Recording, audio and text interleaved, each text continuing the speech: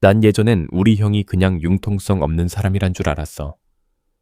세상이 내일 당장 무너져도 도망치기 전에 이불부터 각 잡고 걔는 그런 사람이랄까.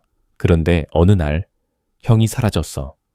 말 한마디도 없이, 짐도 없이, 흔적도 없이, 딱 낡은 수첩 하나, 급하게 쓴 편지 한 장 남기고 그 이름이 제거 대상자 명단에 올라가 있었어. 난 대구에서 평범하게 타투 일하는 지훈이야. 하지만 그 후 1년 동안 난 한 사람의 목소리, 기억, 그리고 진실을 끝까지 지키게 된 마지막 사람이었어. 온 나라가 잊으려 했던 한 사람의.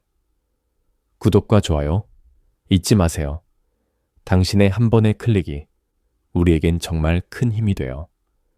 매일 찾아와서 더 흥미로운 이야기들 놓치지 마세요. 나는 항상 생각했다. 선우 형은 그냥 태어날 때부터 모든 걸 견디기로 정해진 사람 같다고. 누가 시킨 것도 아니고 그냥 자기가 다 짊어지기로 마음먹은 것처럼. 그러다 우연히 이름도 없는 편지 한 장을 보게 됐고 그게 형 인생을 완전히 바꿔놨다. 나는 지훈이다. 대구에서 엄마랑 전통시장 뒤편 작은 아파트에 살고 있는 타투이스트. 특별할 것 없는 인생이지만 하나 있다면 엄마가 다르고 아빠가 다른 형이 있다는 거다. 이선우. 나보다 8살 많다.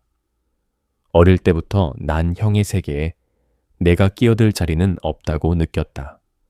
형은 늘 말이 없고 예의 바르지만 거리감이 느껴졌고 생활은 군인처럼 철저했다. 5성급 호텔. 수건처럼 가지런한 삶. 날 때린 적도 없고 소리친 적도 없지만 그렇다고 웃는 모습도 본 적 거의 없다.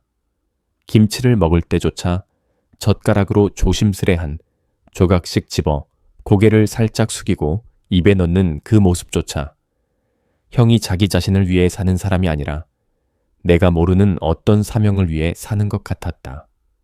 내가 처처음으로 형이 우는 걸 본 건 내가 초등학교 6학년 때였다. 그날은 형 친아버지 제삿날이었다. 엄마가 작은 제단 옆에 걸어놓은 흑백 사진 속 남자. 그게 전부였다.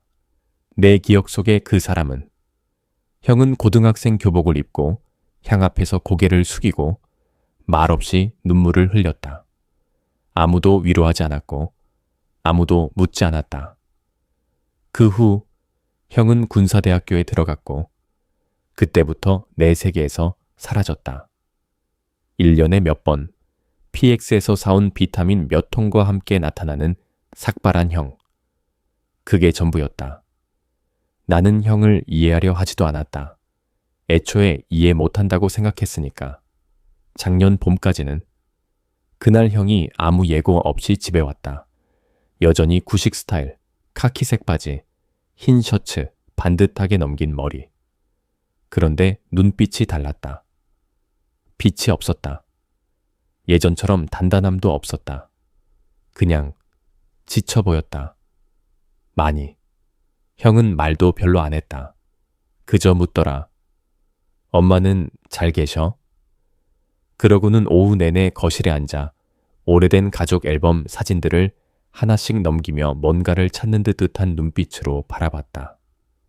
잃어버린 기억 조각이라도 찾는 사람처럼. 엄마가 낮잠에 든 사이 형이 나를 베란다로 불렀다. 내가 담배 피우는 자리. 형은 담배를 안 피운다. 그냥 난간에 기대서 멀리 보면서 묻더라. 지훈아, 어떤 사람이 보면 안 될 걸 봤는데 그게 진실이면 어떻게 해야 할까? 내가 대답도 하기 전에 형은 살짝 고개를 끄덕이더니 그냥 물어봤어. 하고는 조용히 웃었다. 그날 밤 난 늦게까지 고객 도안을 그리고 있었다. 형 방 앞을 지나가다가 문이 살짝 열려 있고 불빛이 새어 나왔다. 그냥 스치듯 부르려다 종이 넘기는 소리와 형의 혼잣말을 들었다. 너도 피하진 못했구나. 동석. 형이 가장 아꼈던 동료. 엄마 말로는 2달 전 부대에서 사고로 죽었다던 사람. 난 얼어붙었다. 심장이 쿵쾅거렸다. 다음 날 아침, 형은 출장 간다며 짐을 쌌다. 그런데 책상 서랍에 뭔가를 두고 갔다. 오래된 편지 한 장. 이름도 우표도 발신인도 없는. 걱정과 궁금증에 편지를 펼쳤다. 첫 문장 읽자마자 소름이 끼쳤다. 대상, 이선우. 3번 목표. 7월 31일 이전 철수하지 않으면 제거. 짧은 편지였다. 3명의 이름이 적힌 리스트. 형의 이름도 그 안에 있었고 이상한 군사 코드 같은 기호가 붙어 있었다. 맨 아래에는 검은 잉크로 휘갈겨 쓴 손글씨 한 줄. 이 편지를 네가 보고 있다면 난 이미 늦은 거다. 난 그대로 바닥에 주저앉았다. 동석. 사고로 죽은 게 아니었다. 형한테 전화했지만 꺼져 있었다. 문자도 보냈지만 답이 없었다. 그리고 반나절쯤 지나 도착한 단 하나의 문자. 걱정 마. 도망 안 가. 남을 거야. 죽으려는 게 아니라. 그날 밤 습관처럼 국방 뉴스 채널을 틀었다. 아무 기대 없이. 그런데 단신 뉴스 코너에서 앵커가 또박또박 읽었다. 국방부는 장교 전출 시스템 관련 내부 비위 정황을 확인하였고 현재 조사가 진행 중입니다. 형 이름은 어디에도 없었다. 그런데 나는 알았다. 무언가가 시작됐다는 걸. 죽은 자는 침묵하지만 때로는 그 침묵이 총성보다 먼 곳까지 울려 퍼지기도 한다. 편지 한 장, 남겨진 기호, 끝내 말로 다 하지 못한 메시지 하나. 그 편지를 본 이후로 이름도 없고 보내는 사람도 없고 단 한 줄로 얼어붙게 만든 7월 31일 전철수 없으면 제거 라는 문장이 담긴 그 종이 한 장 이후로 나는 더 이상 형을 예전처럼 볼 수 없었다. 이선우는 더 이상 깔끔하게 살고 매일 아침 6시에 일어나 이불을 네모 반듯하게 개던 마청이 아니었다. 이젠 누군가에게 쫓기는 사람이 되어 있었다. 외부의 적이 아니라 한때 그를 동지라고 부르던 사람들에게서 말이다. 그가 떠난 후 나는 편지 마지막에 적혀있던 이름, 동석이라는 이름이 신경 쓰였다. 2달 전 부대에서 자살한 전우라고 했다. 나는 엄마가 오래전에 보관해뒀던 앨범을 꺼내봤다. 겨울 군복을 입고 소나무 아래에서 웃고 있는 3사람. 선우, 동석 그리고 또 한 명. 볼은 추워서 붉게 물들어 있었고 눈빛은 정말 따뜻했다. 불과 몇 주 뒤 뉴스에서 그중 한 명, 동석. 이 흰 천에 덮인 채로 부대에서 앰뷸런스에 실려 나오는 장면을 봤다. 사이렌도 없었고 배웅하는 사람도 없었다. 그때 사람들은 말했다. 난방기 고장으로 인한 가스 질식사라고. 아무도 의문을 제기하지 않았다. 장례식도 없었다. 마치 존재한 적도 없었던 사람처럼. 나는 부대에 들어갈 권한도 없고 관련자들에게 직접 물어볼 수도 없었다. 하지만 한 사람이 떠올랐다. 동석의 누나, 이름은 희진. 부산에 있는 한 로펌에서 행정보조로 일하고 있었다. 나는 큰맘 먹고 찾아갔다. 그녀는 놀라지도 않았다. 마치 오래전부터 기다렸다는 듯이 나를 바라봤다. 너 선우 동생이지? 그녀의 목소리는 조용하지만 단호했다. 나는 고개를 끄덕이며 입술을 깨물었다. 그녀는 물을 따라주더니 서랍을 열고 낡고 긁힌 은색 유시비 하나를 꺼내 테이블 위에 조심스레 놓았다. 이건 동생 노트북에서 찾은 자료야. 전부 이해하진 못했지만 난 그 애가 자살했다고 믿지 않아. 몰렸던 거야. 집에 돌아와 USB를 열었다. 녹음 파일 하나가 있었다. 음질은 선명하진 않았지만 동석의 목소리라는 걸 알아챌 수 있었다. 이 편지를 네가 읽고 있다면 나는 이미 처리된 거야. 그놈들은 정보만 없애는 게 아니라 정보를 가진 사람까지 없애. 선우는 아직 모르지만 소프트 처리 태그가 붙었어. 흔적 없이 없애는 방식이지. 난 몇몇 지휘관과 외부 세력 간의 데이터 교환 구조를 알아냈고 그걸 선우에게 넘기려고 했어. 하지만 아마 늦었겠지. 나는 그 녹음을 5번이나 반복해서 들었다. 숨이 막혔다. 소프트 처리 태그. 군 내부 용어로 법적 책임을 지지 않고 은밀히 사람을 위험구역으로 보내거나 우연한 사고로 정리하는 방식이다. 내 형이 그 리스트에 올라 있었던 거다. 형이 이미 모든 걸 알고 있는지는 모른다.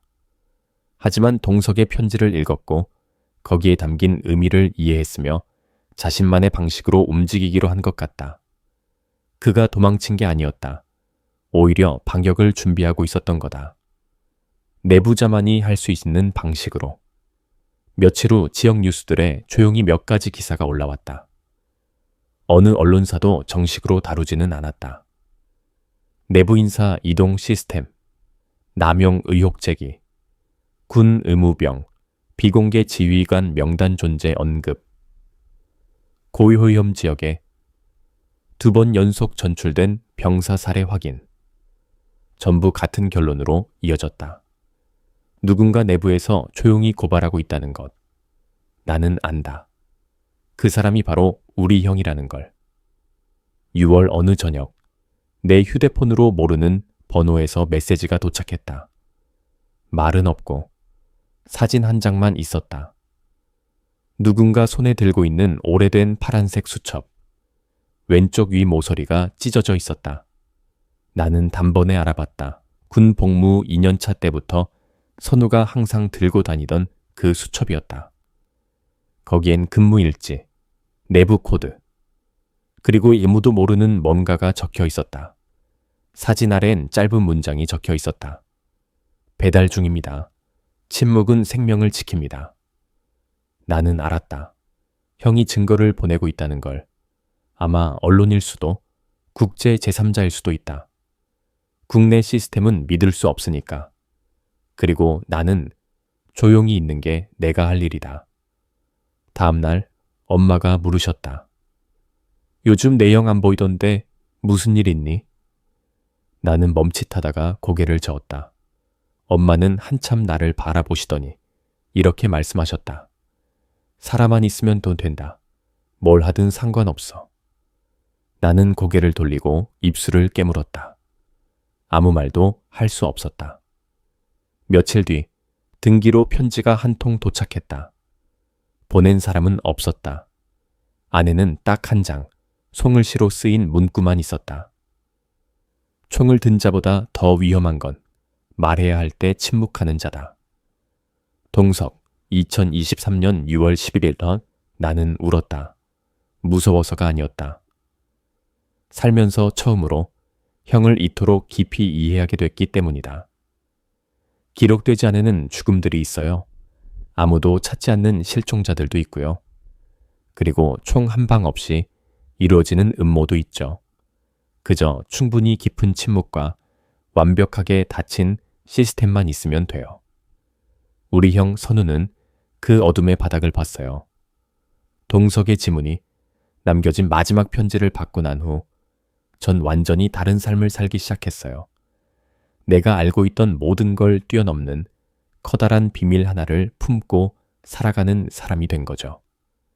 매일 아침 평소처럼 문신가게 문을 열고 손님들이 원하는 그림을 그들의 피부에 새겼어요. 하지만 저만의 피부엔 보이지 않는 문신 하나가 새겨지기 시작했어요. 이선우라는 이름, 그리고 그가 시스템 뒤에서 조용히 하고 있는 일들. 형은 연락이 두절됐어요. 문자도 전화도 단서도 없었어요. 며칠 전 노트 사진을 보내준 사람조차 다시는 나타나지 않았고요. 엄마는 점점 말수가 줄었어요. 하루 종일 TV 앞에 앉아 눈은 흐릿한데 뉴스 채널만은 절대 끄지 않으셨어요. 형 이름이 혹시나 뉴스 속 경제나 스포츠 소식 틈에 한 번쯤 나올까 봐요. 어느 날 밤 가게 문을 닫으려던 찰나였어요. 낯선 남자가 들어왔어요. 긴 코트를 입고 마스크에 모자까지. 자기 이름도 말 안 하고 낡은 구형 휴대폰 하나를 책상에 내려놨어요. 누가 이걸 전해달라고 했어요. 그러곤 그냥 가버렸어요. 폰을 켜보니 심도 없고 와이파이도 안 잡히더라고요. 파일 하나만 있었어요. 이름은 스노츠맘터 레스트럭. 이어폰을 꽂았죠. 형 목소리였어요. 조금 쉰 듯하지만 분명했어요. 지훈아, 이걸 듣고 있다면 난 더 이상 기존 연락망을 쓸 수 없는 상황이야. 내부에서 의심하기 시작했어. 지금 자료 사본은 내가 가지고 있어. 근데 바로 보내면 추적당해. 그래서 내가 선택한 방법은 스스로 사라지는 거야. 그게 혼란을 줄 수 있으니까. 며칠 안에 네가 들을 수도 있어. 내가 전출됐다는 소식이나. 사고 소식. 근데 바로 믿지는 마. 다 계획이야. 내부에 한 명 날 도와줄 사람이 있어. 그 순간 전 녹음을 멈췄어요. 목이 타들어가는 기분이었어요. 형이 스스로 함정에 들어가고 있다는 예감이 확 왔어요. 며칠 뒤 형 말처럼 작은 인터넷 매체 군사란에 이런 기사가 떴어요.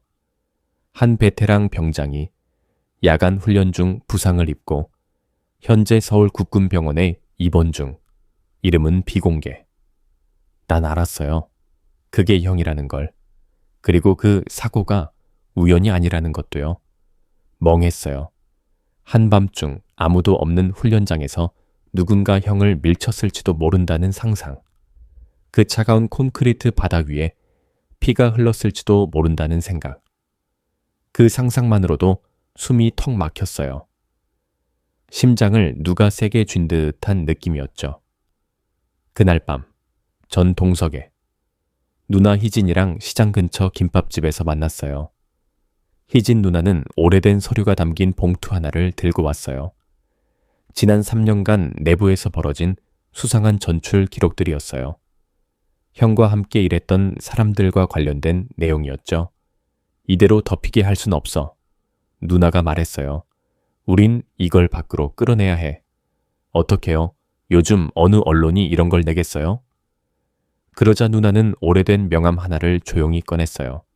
강윤석, 전직 탐사보도기자. 2019년 군부대 집단 자살. 사건 파다하게 파헤치다 정직당한 분이에요. 지금은 울산 근처에 살고 있어요. 이런 거. 감히 손댈 사람, 아마 저 사람뿐일 거예요. 3시간 운전해서 강윤석 씨 집에 갔어요.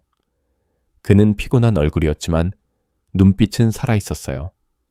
전 모든 걸 말했어요. 이름 없는 편지, 동석의 메모, 선우형의 녹음 파일, 그리고 그 사고까지. 그는 진짜냐 같은 말 한마디도 안 했어요. 그저 이렇게 말했죠.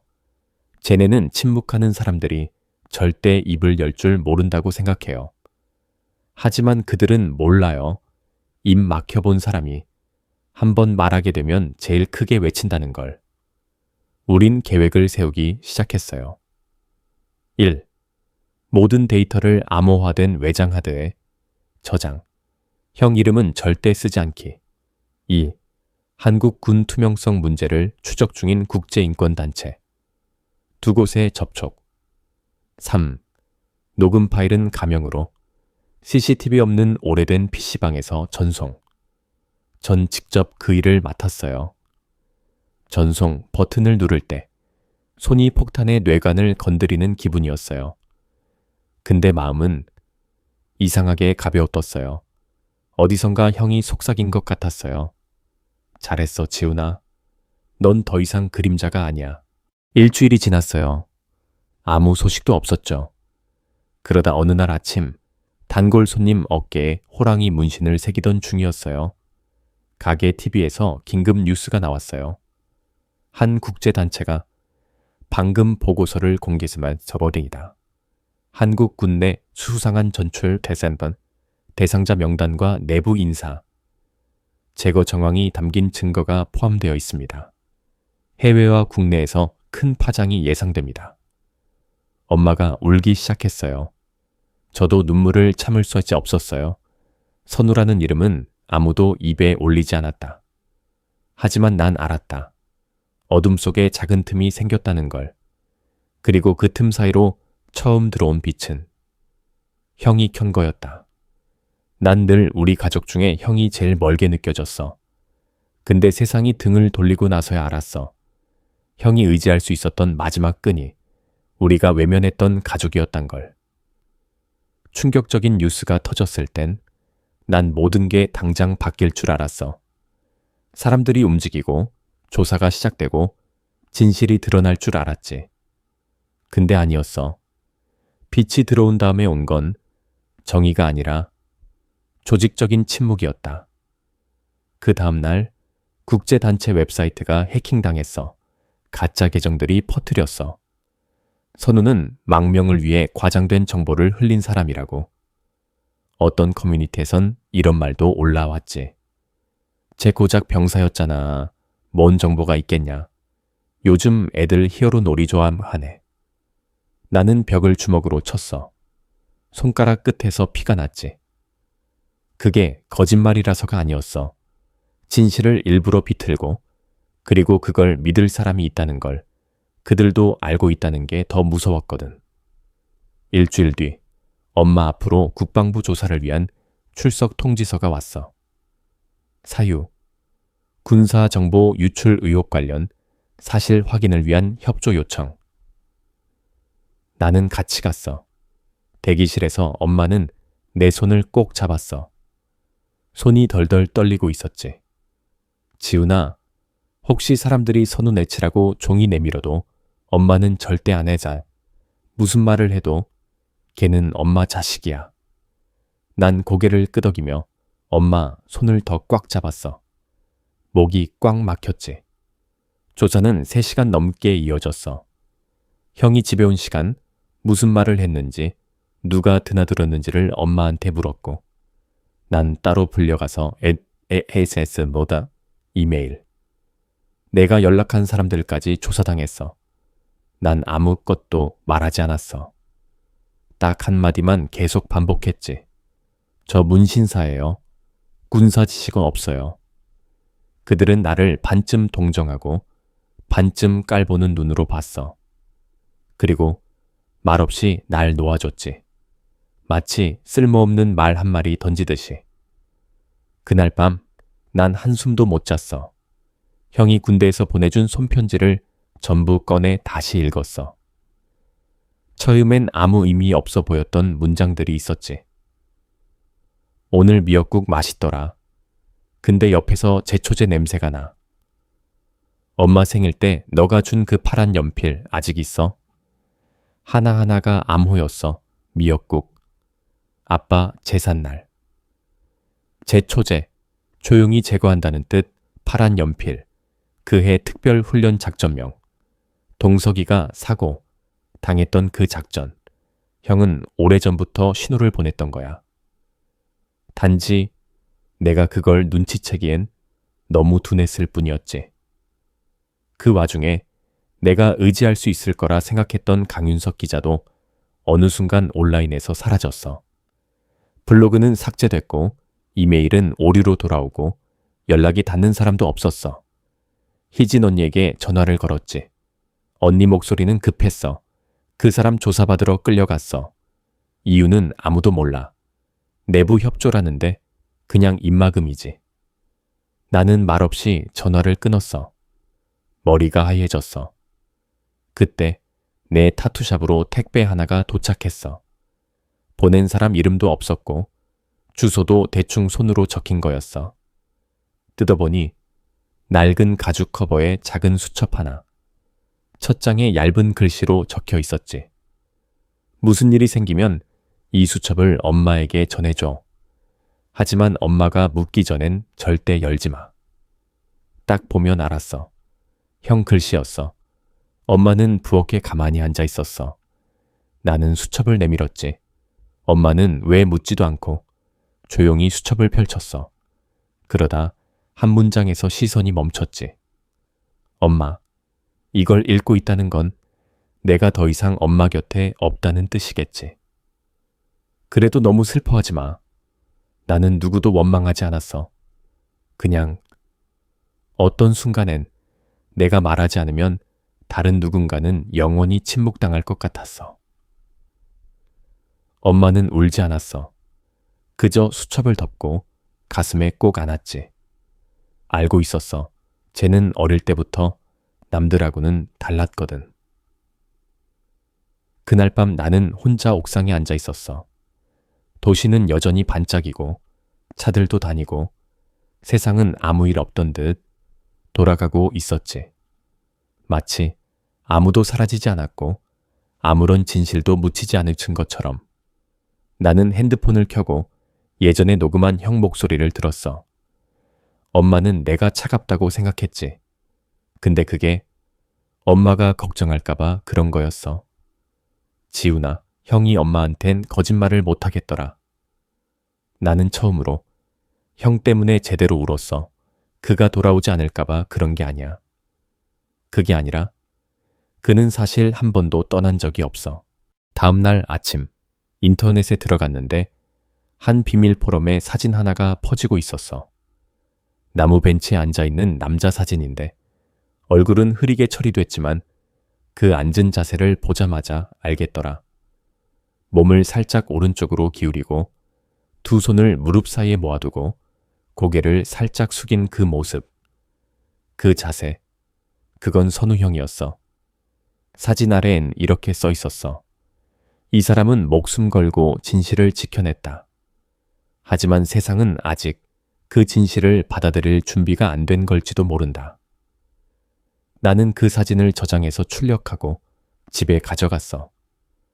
그리고 작은 재단 옆, 형 아버지 사진 옆에 걸었지. 엄마가 그걸 보더니 고개를 끄덕였어. 거기 그냥 두자. 얘가 다시 돌아오든 안 오든 엄마는 늘 자리를 비워둘 거야. 속에 숨긴 바늘도 언젠간 드러나기 마련이야. 근데 그게 저절로 튀어나오는 건 아니지. 피범벅이 된 손으로 떨리는 마음으로라도 그걸 덮고 있는 이불을 걷어내야 진실이 보이는 거야. 그 흐릿한 사진이 퍼진 이후 우리 집 분위기가 확 달라졌어. 엄마는 더 이상 아침 뉴스만 기다리지 않아. 선우형 방을 다시 정리하고 벽 모서리까지 다 닦고 형이 입던 셔츠를 종이 상자에 정리해서 그 위에 얘 돌아오면 입히려고 라고 써놨어. 나는 여전히 문신 가게를 열긴 했지만 마음 한구석은 하루도 편한 날이 없어. 온라인에서의 아주 작은 징후. 하나하나도 누군가 일부러 내보내는 신호 같았거든. 누군가 살아있고 게임은 아직 끝나지 않았다는 신호. 그리고 결국 그 전화가 왔어. 등록 안 된 낯선 번호였어. 남자 목소리, 조용하고 낮은 톤으로 말했지.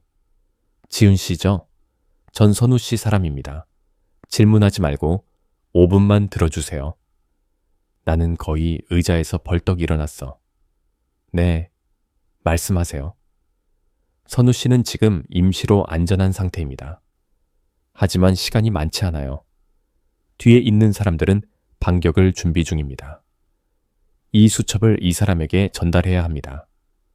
그리고는 인천 외곽에 한 주소와 함께 이름 하나를 보냈어. 한유진, 2010년에 병사징계 자료 불법 개입 의도로 정직당한 국방 변호사. 나는 망설이지 않았어. 그날 밤 야간 버스를 타고 인천으로 갔지. 선우 형이 나한테 보냈던 수첩, 녹음 파일 복사본, 그리고 예전 사진 출력본을 들고 한유진은 도시 외곽, 언덕 쪽에 있는 오래된 아파트에 살고 있었어. 나이는 40쯤, 마른 체형, 날카로운 눈. 말할 때는 군인처럼 딱 또박또박. 내가 자료를 건넸고 그녀는 한 번에 다 읽었어. 눈도 안 깜빡이고. 선우 씨가 왜 나를 믿었는지 알아요? 나는 고개를 저었어. 내가 동석 씨, 사건 초기 조사 담당 군 변호사였어요. 그리고 자살률 가장 높은 부대에 왜 보냈는가? 라고 질문했다는 이유로 정직당했죠. 모든 걸 뒤집을 힘은 없어요. 하지만 이걸로는 그녀가 수첩을 들어 올렸어. 우린 저 사람들을 끌어낼 수 있어요. 그날 밤 우리는 계획을 세웠어. 1. 수첩에 적힌 날짜, 코드명, 이름, 군 표기 등을 정리해 민간 고발장으로 작성. 2. 그 자료를 영상 증거와 함께 국제 언론 3곳에 동시에 배포. 3. 영상 속 증인은 다름 아닌 선우형. 나는 깜짝 놀랐어. 형이 영상 촬영할 상태가 되어 한유진이 한참을 바라보다가 조용히 말했어. 충분하진 않아요. 하지만 딱 한 번은 찍었어요. 3일 후 안산의 작은 고시원으로 오라는 연락이 왔어. 곰팡이 핀 벽, 창문도 없고 소독약 냄새랑 오래된 종이 냄새가 뒤섞여 있었어. 책상 앞에 앉은 사람, 갈색 코트, 니트 모자. 형이었어. 형은 많이 말라 있었어. 눈은 움푹 들어갔고 광대는 튀어나오고 피부는 열 있는 사람처럼 잿빛이었지. 그런데 나를 보자마자 눈빛은 예전 그대로였어. 지훈아, 잘했어. 나는 달려가서 안아주고 싶었지만 형이 손을 들어 조용히 막았어. 아직 나 감시받고 있어. 나한테 닿는 순간 너도 위험해져. 나는 그대로 멈췄고 목이 꽉 막혔어. 형은 책상 앞에 앉아 카메라 앞에 섰어. 그 순간 그 자리에 있던 사람은 나랑 유진뿐이었어. 그는 촬영을 시작했다. 처음엔 살짝 떨리는 목소리, 곧 단단해졌다. 저는 이선우 중사입니다. 군번 0471거. 이 영상을 남기는 건 영웅이 되고 싶어서가 아닙니다. 단지 제가 살아있다는 것, 그리고 한국 군대 안에서 벌어지는 조용한 살인의 시스템을 직접 봤다는 걸 증명하고 싶어서입니다. 그는 하나하나 이야기했다. 동석이 전출 대상자 명단에 올랐던 순간부터 자신 역시 표시됐다는 걸 알아차리기까지. 영상의 마지막, 그는 이렇게 말했다. 칭찬받고 싶은 게 아닙니다. 단지 당신들이 더 이상 이걸 계속하지 못하게 하고 싶을 뿐입니다. 카메라가 꺼졌다. 방 안은 숨소리조차 없었다. 그날 밤 영상은 암호화되어 발송됐다. 사흘 뒤 한국, 스웨덴, 싱가포르, 미국 4개의 주요 언론 플랫폼에 동시에 영상이 공개되었다. SNS는 폭발했다. 이젠 내 형의 이름이 익명이 아니었다. 사람들은 그를 용감한 군인, 살인 전출 시스템을 폭로한 증인이라 불렀다. 그리고 나는 엄마와 함께 앉아 그 영상을 5번째 보고 있었다. 엄마는 아무 말도 하지 않았다. 두 손을 모으고 한숨을 내쉬었다. 우리 애 드디어 진짜 이름으로 불리네. 하지만 나는 안다. 파도는 아직 끝나지 않았다고. 진실은 세상에 나왔지만 어둠은 그렇게 쉽게 사라지지 않는다. 그리고 내 형은 아직 돌아오지 못했다. 진실을 말한다고 다 들리는 건 아니야. 자기 삶을 드러낸다고 다 받아들여지는 것도 아니고. 하지만 어떤 사람들은 단 한 번의 용기로 세상에 말해준다. 침묵만이 답은 아니다라고. 영상이 공개된 이후 내 삶은 조금씩 바뀌기 시작했다. 시끄럽지는 않았지만 분명히 다른 세계에 들어선 걸 느낄 수 있었다. 이젠 모두가 이선우라는 이름을 안다. 더 이상 조용한 첫째 형이 아니라 살아있는 증언, 그리고 고발 그 자체였다. 이 커뮤니티에서 사람들은 그를 이야기했다. 유튜브 채널들은 영상의 프레임 하나하나를 분석했다. 칭찬하는 사람도 의심하는 사람도 있었다. 그리고 내 타투샵엔 익명의 협박 메시지도 도착하기 시작했다. 나는 대답하지 않았다. 무섭지도 않았다. 왼처섬여저 연셔 거의 20년 동안 두려워하지 않았던 사람이 있었다. 바로 내 형이었다. 하지만 빛 뒤엔 늘 조용한 공백이 찾아온다. 한 달쯤 지나자 이선우라는 이름을 말하는 사람은 없었다. 기사는 멈췄고 포털에선 제목이 사라졌으며 사람들은 표절 논란에 휘말린 가수나 도핑 적발된 운동선수에 관심을 돌렸다. 세상은 늘 그렇게 빠르다. 그리고 형은 또다시 사라졌다. 나는 한유진에게 물었다. 그녀는 짧게 답했다. 그 사람 제3국으로 갔어요. 인도적 보호 아래. 이름도 국적도 없이. 하지만 살아있어요. 나는 고개를 끄덕였다. 더 묻지 않았다. 어느 가을 저녁이었다. 가게를 정리하며 라디오를 듣고 있는데 배달 알바생이 작은 소포 하나를 들고 왔다. 보낸 사람, 미상 받는 사람, 이지훈 나는 열어봤다. 그 안엔 손편지, 사진 한 장, 그리고 1000조각이 있었다. 엄마가 형이 입대할 때 손수 만든 손수건이었다. 한자로 작게 의의 여보의 모닷과라는 글자가 수놓아져 있었다. 엄마는 그 손수건이 형과 함께 사라졌다고 믿고 그날 밤 내내 울었다. 나는 그 바느질 자국을 한눈에 알아봤다. 편지를 읽었다. 익숙한 문장, 호흡 하나하나. 형 이선우였다. 지훈아, 지금쯤이면 나를 뉴스에서 봤을 수도 있겠지. 사람들은 나를 배신자라 하기도 하고 영웅이라 하기도 하고 미쳤다 하기도 해. 근데 나한텐 다 상관없어. 그냥 고맙다는 말을 하고 싶었어. 어둠 속에 날 혼자 두지 않아서. 고맙고 다 이해 못해도 믿어줘서 고맙고 침묵할 땐 침묵해주고 말해야 할 땐 말해줘서 고마워. 엄마는 건강하시지? 엄마는 편지 쓰는 거 싫어하니까 아마 답장은 안 하시겠지만 나는 알아. 엄마가 밥 지을 때마다 이불 햇볕에 말릴 때마다 속으로 날 위해 기도하고 계실 거라는 거. 여긴 눈이 빨리 와. 춥지만 조용해. 좋은 사람들이 있고 헬기 소리나 집합 사이렌 없는 아침이 있어.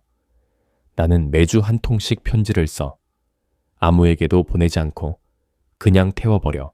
살아있다는 걸 스스로 잊지 않으려고. 언젠가 돌아갈 수 있다면 너 가게 창가 쪽 자리 거기 앉아 있을게.